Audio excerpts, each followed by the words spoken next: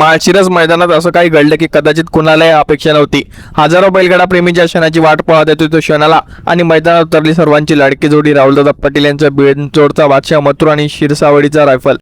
गट क्रमांक 49 मध्ये मथुरकडून पुन्हा एकदा दमदार कामगिरीची अपेक्षा होती, पण नियताला काहीतरी वेगळंच मंजूर होतं। स्पर्धा सुरू होण्यापूर्वी मथुरची गाडी सुटली, मात्र मैदानातील प्रेक्षकांनी प्रसंगावधान राखत गाडी अडवली आणि मोठा अनर्थ टळला। या जागरूकतेबद्दल अनेकांनी पब्लिकचं कौतुक केलं। यानंतर मथुर आणि रायफलने शर्यत सुरू केली। सुरुवातीला गाडी सुंदर पळत होती, पण निर्णायक क्षणी रायफल थोडा दबत असल्याचं दिसलं, त्यामुळे गाडीला अपेक्षित वेग मिळाला नाही आणि मथुर अखेर पराभवाचा सामना करावा लागला। मात्र मित्रांनो, एक पराभव म्हणजे शेवट नसतो। मथुर हा आजही लाखो चाहत्यांच्या हृदयावर राज्य करणारा नंदी आहे। याच मैदानावर या जोडीने यापूर्वी प्रथम क्रमांक पटकावला होता, त्यामुळे एका दिवसाच्या निकालावरून या जोडीची ताकद कमी होत नाही। सोशल मीडियावरही चाहत्यांची मथुरावर भरभरून व्यक्त केलं। हरला तरी बादशाह आहे मथुर, मथुरची जागा कोणीच घेऊ शकत नाही, अशा अनेक प्रतिक्रिया पाहायला मिळाल्या।